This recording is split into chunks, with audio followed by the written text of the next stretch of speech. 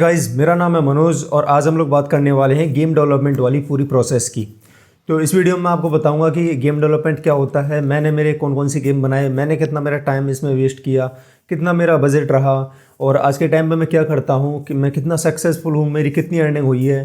तो उन सारी चीज़ों के बारे में हम आज की वीडियो में बात करेंगे। तो सबसे पहले मैं आप लोगों को कुछ डिटेल्स बता देता हूँ मेरे बारे में। मैं 21 ईयर्स ओल्ड हूँ, मैं भी कॉलेज में स्टूडेंट हूँ और मैंने बीटेक कंप्यूटर साइंस से मैं अपनी डिग्री कर रहा हूँ। ये थी मेरे बारे में कुछ डिटेल्स। और रही बात अब तक मैं जो अर्निंग कर रहा हूँ वो है बिल्कुल $0। मतलब मैंने अब तक कुछ नहीं कमाया अपनी ज़िंदगी में। तो ये सारी डिटेल्स थी जो मैंने आप लोगों को, पूरी जो रियलिटी थी वो आपके सामने मैंने आप लोगों को बता दी। अब मैं आप लोगों को बताने वाला हूँ मेरी गेम डेवलपमेंट जर्नी के बारे में।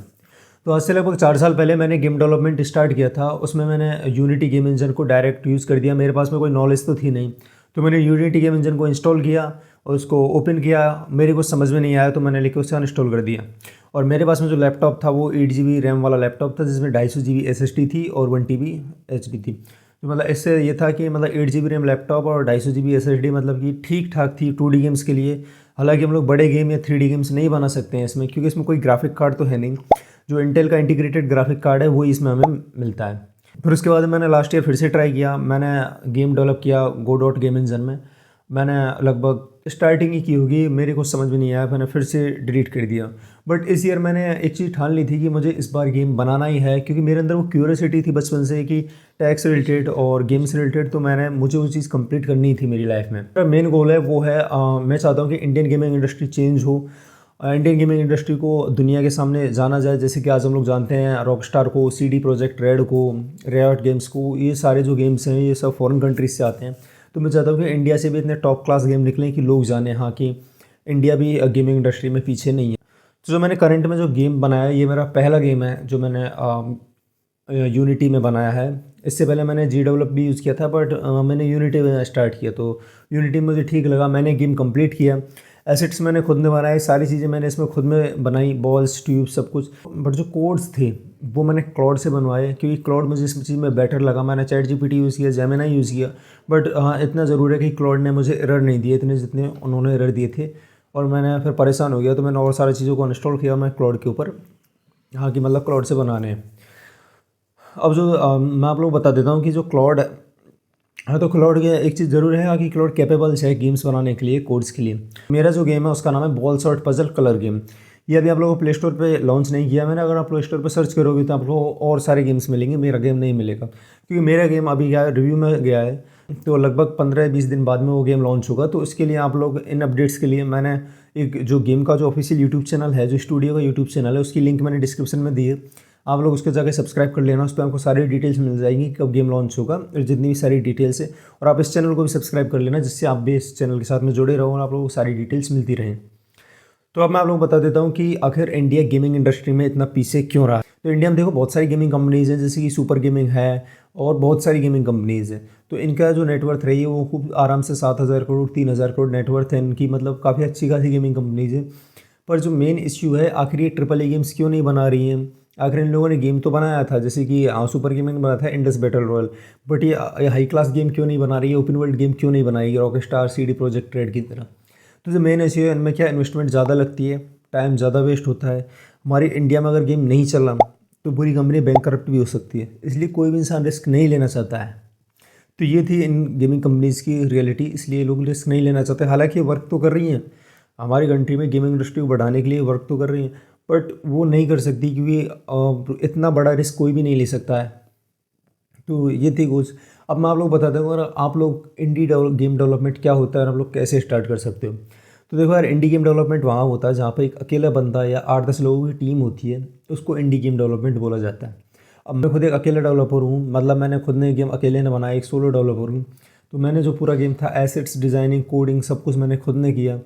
मैं किसी और के भरोसे नहीं बैठा था, क्योंकि मेरे पास में कोई और इंसान था ही नहीं जो गेम डेवलप करवा सके या मेरी हेल्प कर सके इस सारी चीज़ में। तो मैंने अकेले ने पूरा गेम डेवलप किया। और हालांकि गेम काफ़ी मुझे, जब मैंने चेक किया, जब टेस्टर्स के पास में पहुंचा तो टेस्टर्स ने मुझे बताया कि इतने ग्राफिक्स वाला बॉल शॉट में तो है नहीं कोई गेम। नहीं, बहुत सारे ऐसे गेम्स हैं, पजल गेम, जिनसे मतलब मैंने कुछ बेटर किया है। मतलब मैंने मेरे फर्स्ट गेम में काफ़ी अच्छा परफॉर्म किया। और मेरे पास काफ़ी गेमिंग कंपनीज़ के भी मैसेज आए थे, जैसे कि मतलब कॉलैब के लिए और मतलब उनके साथ में जुड़ने के लिए। बट बहुत सारी अपॉर्चुनिटीज़ मिली थी सोलो डेवलपमेंट में। सोलो डेवलपमेंट से अगर आप लोगों को अर्निंग करनी है तो आप लोगों के पास 2 ऑप्शन है, तो एड्स और इन ऐप परचेजेस।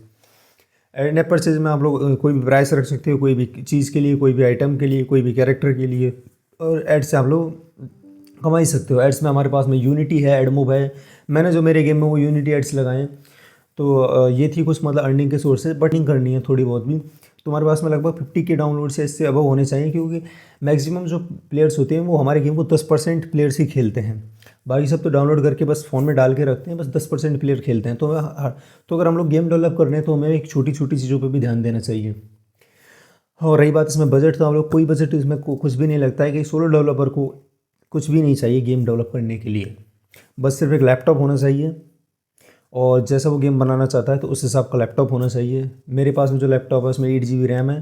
तो अगर हम लोग कोई अच्छा गेम बनाना चाहते हो या कोई बेटर गेम बनाना चाहते हो, या आप लोगों ने पहले भी गेम्स बनाए, तो आप लोगों के पास में कम से कम 16 GB रैम वाला एनवीडिया का ग्राफिक कार्ड हो, और तो एनवीडिया ग्राफिक कार्ड हो, लगभग 512 GB की SSD हो, तो आप लोग मतलब जो आप लोग PC में कर सकते हो वो आप लोग सब कुछ उस लैपटॉप में भी कर सकते हो। ये थी कुछ जो डिटेल्स थी, मैंने गेम डेवलपमेंट की बता दी। अब मैं आप लोग बताता हूँ कि गेम डेवलपमेंट कैसे स्टार्ट किया जाता है। तो देखो, गेम डेवलपमेंट में हमारे पास में प्लेटफॉर्म होते हैं, जैसे कि मेनली हमारे पास में 3 प्लेटफॉर्म हैं, जिसमें अगर मैं बात करूँ तो थर्ड नंबर पर आता है गोडोट। 2D गेम्स बनाने तो आप लोग गोडोट की तरफ जा सकते हो। वहाँ पे आप लोग को GD स्क्रिप्ट सीखनी पड़ेगी, जो उसकी खुद की लैंग्वेज है। सेकंड नंबर पे है वो यूनिटी, और मैं चाहता हूँ कि आप लोग यूनिटी से स्टार्ट करो, क्योंकि ये काफ़ी ज़्यादा बिगनर फ्रेंडली है और इसमें काफ़ी ज़्यादा जॉब अपॉर्चुनिटीज़ भी हैं। इसका मार्केट भी काफ़ी ज़्यादा अच्छा है। इसमें जो लैंग्वेज यूज़ की जाती है वो होती है C++। तो C++ लैंग्वेज इसमें यूज़ की जा सकती है, और आप लोग इसको 1-2 महीने में, 3 महीने में आराम से सीख लोगे, और आप लोग इसमें अच्छी गेम्स भी डेवलप कर सकते हो। और जो फर्स्ट नंबर पे आता है वो है unreal engine. Unreal engine AAA games के लिए, बैटल रॉयल गेम्स के लिए, बड़े बड़े की जो स्टूडियोज़ होते हैं, जैसे कि Rockstar, CD project, Riot games, ये जितनी भी हैं बड़ी बड़ी जो स्टूडियोज़ हैं, ये सब लोग अनरियल इंजन यूज़ करते हैं। ये काफ़ी पावरफुल इंजन है। इंडिया में बहुत कम गेम कंपनीज ही इनको यूज़ करती हैं। बाकी ज़्यादातर जो इंडियन गेमिंग कंपनीज है वो भी यूनिटी यूज़ करती हैं, क्योंकि हमारे इंडिया में जो छोटे गेम्स बनाए जाते हैं, जैसे puzzle game, shooting games, normal से गेम बनाए जाते हैं, तो वो यूनिटी इन सारी चीज़ों में परफेक्ट रहता है एकदम। तो ये मैंने आपको प्लेटफॉर्म्स के बारे में बता दिया, लैंग्वेज के बारे में बता दिया।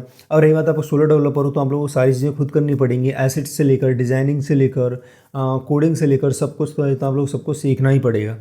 और यूट्यूब पे हर चीज़ की ट्यूटोरियल्स मिलेंगे, आप लोगों को किसी भी चीज़ को जाके उठा के देख लो, आप लोग ट्यूटोरियल्स मिलेंगे, आप लोग कर सकते हो। ये थी कुछ मेरी जर्नी है। और किसी भी टॉपिक से रिलेटेड आप लोगों को वीडियो चाहिए तो आप लोग मुझे कमेंट कर देना। तो मुझे फॉलो कर लेना इंस्टाग्राम, ट्विटर पे, और चैनल को सब्सक्राइब कर लेना।